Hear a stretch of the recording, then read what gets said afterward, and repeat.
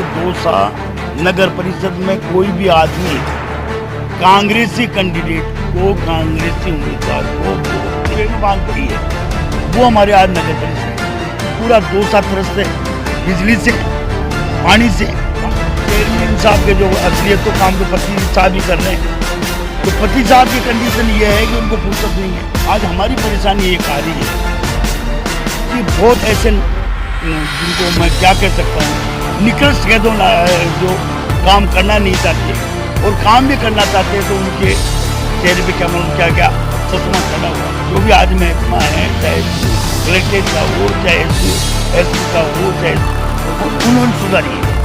परिस्थितियाँ थी, परिस्थितियाँ आज बदलाव हो चुकी है। जातीय समीकरण भी अब ऐसा वाली स्थिति में नहीं है कि कोई एक फरमान जारी कर दे और उस फरमान के अंदर आ जाएंगे। रामगढ़ आंधी में यार वो तो पहले हमारी बीजेपी की वो है, अब वो बीजेपी की आंधी में जाके वो कर रहे हैं। डोटा साहब जी कह रहे हैं फिर मैं क्या करूँगा, तुम सबों को ले जाएंगे। तो मैंने सुना अपने कुछ गाड़ियों का तोड़ फूट हो गई थी, तो शुरुआती स्टार्ट ही उनका थोड़ा अपसुकून हो गया दौसा के अंदर घुसती। तो मैं मानता हूँ वो अपसुकून थोड़ा चलता ही रहेगा।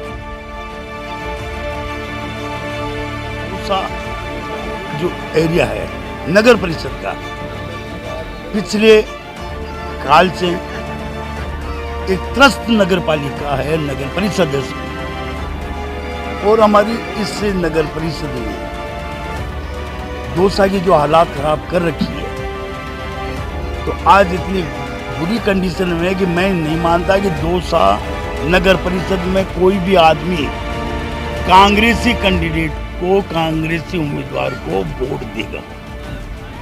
ये मैं इसलिए कह रहा हूँ कि पूरी नगर परिषद की हालत जिसको कहते हैं ना, पूरे सारे बांग कुएं में बांग पड़ी है, वो हमारे आज नगर परिषद की है। हमें हालात को संभालने के अंदर भी बड़ी दिक्कत आ रही है।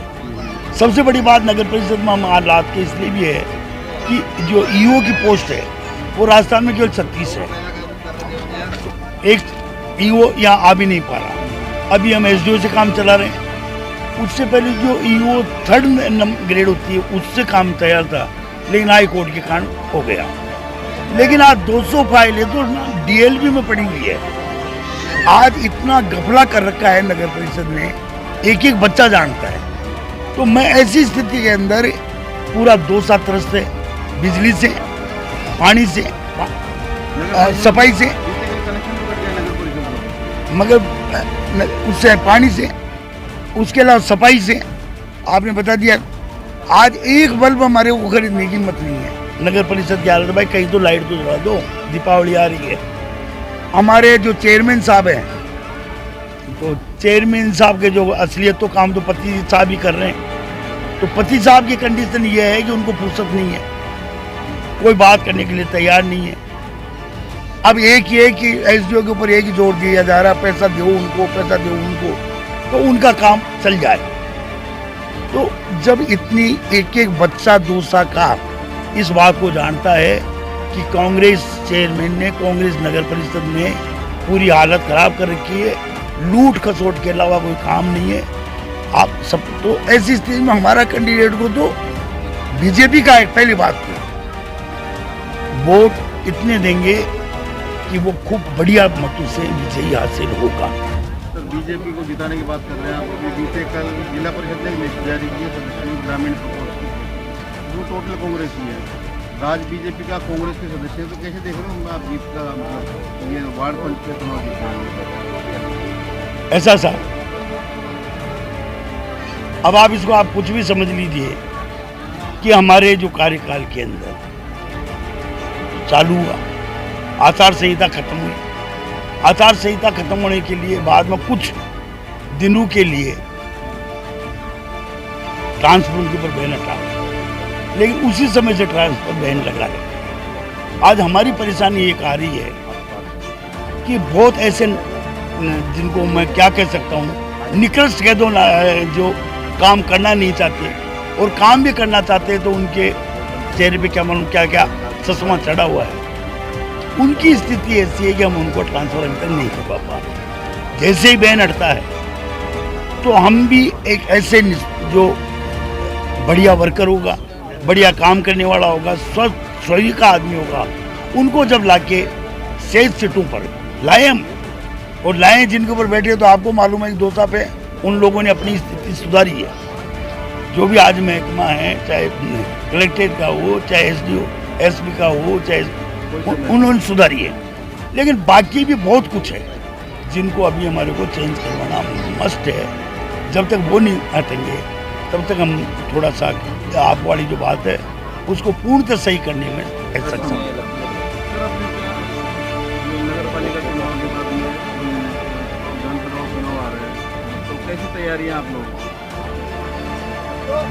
देखो, विधानसभा का चुनाव के अंदर कुछ तो ऐसा है जो लग रही है कि हमारे विधानसभा वाले इलेक्शन हुए, परिस्थितियां बस बीजेपी का कैंडिडेट आ रहा, परिस्थितियां थी, परिस्थितियां आज बदलाव हो चुकी है। जातीय समीकरण भी अब ऐसा वाली स्थिति में नहीं है कि कोई एक फरमान जारी कर दिए और उस फरमान के अंदर आ जाए। तो अब दौसा का वोटर केवल मात्र काम को, विकास को और सरकार को देख के ही वोट देगा कि बीजेपी की सरकार है, डबल इंजन की सरकार है, राजस्थान में और दिल्ली में भी बैठी है। तो हमें अगर दौसा का विकास करवाना है तो पहले भी बीजेपी के राज में विकास हुआ था और पुनः ये अगर दौसा का बनता है तो दौसा का विकास बीजेपी के उसमें है, ये आम जन समझ रहा है। और आम जन के अंदर हम आज 7-8 महीने जा रहे हैं, जब से चुनाव हुआ है रेगुलर हम जा रहे हैं। सबकी एक ही बात है साहब, जो गलतियां हो चुकी अब वो नहीं दोहराएंगे और बीजेपी के कैंडिडेट को हम जिताएंगे। तो मैं मान के चलता हूँ कि अब मौसम का है, बढ़िया मौसम है। दौसा के अंदर इतनी बढ़िया 18 साल बाद में, 15 साल बाद में बरसात हुई है। 2016 में हुई थी 8 साल में। तो ऐसे मौसम के अंदर अगर वो भी आएंगे तो दौसा का आनंद लेंगे, यही मैं मान के भी कल दावा किया उन्होंने, बीते कल 6 की 6 सीटें लेके जा रहे हैं हम लोग। ऐसा है, वो कहाँ पर किया था उन्होंने? रामगढ़ आंधी में। यार वो तो पहले हमारी बीजेपी की वो है, अब वो बीजेपी की आंधी में जाकर 6 सीटों की वो कर रहे हैं। डोटला आचार्य जी कह रहे हैं फिर मैं क्या करूंगा, तुम चौं को ले जाएंगे तो सिर्फ 6 सीटों का दावा कर रहा है। फिर गहलोत जी क्या करेंगे? तो ऐसा है, देखो इनको करने दो। मैंने सुना अपने कुछ गाड़ियों का टूट फूट हो गई थी, तो शुरुआती स्टार्ट ही उनका थोड़ा अपशकुन हो गया दौसा के अंदर घुसती। तो मैं मानता हूँ वो अपशकुन थोड़ा चलता ही रहेगा, थोड़ा चलता रहेगा। तो फिर आपकी जीत की क्या स्ट्रेटजी रहेगी? आप टिकट के बराबर दावेदारी रहेगी? पहली बात तो एक बता दूं मैं आपको, मैंने कभी भी टिकट के लिए न तो कभी भागादौड़ी करी और न कभी कोई दावेदारी करी। पार्टी हाईकमान देना चाहेगी तो मैं चुनाव लड़ूंगा, अगर मैं और किसी को देगी तो उनको हम चुनाव लड़वाएंगे। व्यक्तिगत मेरी अभी तक कोई भी किसी भी तरह की कहीं पर भी मंडल से लेकर जिला से लेकर प्रदेश तक कोई दावेदारी पहले भी नहीं की थी, अब भी नहीं है। 50% बायोडाटा बोलते हैं भाई, इसका मतलब आप ये तो मान के चलिए कि इस समय बीजेपी अपर साइड मार रही है। सबको ये लग रहा है कि बीजेपी का कैंडिडेट जीतेगा, तो 50 क्या अभी तक तो टाइम आने दो और बढ़ेंगे। जो उनको लग रहा है हम जीतेंगे अब की, और जीत की तरफ तो भाई साहब दौड़ लगाते हैं लगाते हैं, लेकिन आपके टिकट की दावेदारी को ज्यादा मजबूत दिख रही है। अब वो तो वैसे तो पत्रकार भाइयों को ज़्यादा मालूम रहता है, पब्लिक में ज़्यादा घूमते हैं, तो इसलिए इसके बारे में मैं कुछ ना ही कुछ बोलूँ तो ठीक है। बोलना तो पड़ेगा, जीत के लिए क्या स्ट्रेटजी रहेगी? अगर मौका आएगा, अगर फिर मौका मिलेगा, नमस्ते नमस्ते। आइए एमएलए साहब हमारे बीच के अंदर, एमएलए साहब विक्रम जी बंसीवाड़ भी आए हुए हैं, कुल मिला के मेरी ऐसी कोई स्ट्रेटेजी नहीं है। 17 साल से पब्लिक को जानता हूँ, गांव को जानता हूँ, ढाणियों को जानता हूँ, हर वर्ग को जानता हूँ और मैंने सभी को इज्जत दी और इज्जत से रहा हूँ। अगर मौका मिलेगा तो ऐसी कोई बात नहीं है, हम बढ़ेंगे, लेकिन अभी तक ऐसा कोई वो नहीं है, न कोई अभी तक हमने कोई टिकट की वाली बात ही नहीं है। अभी तक तो पार्टी के लिए है और पार्टी का वर्क करने के लिए।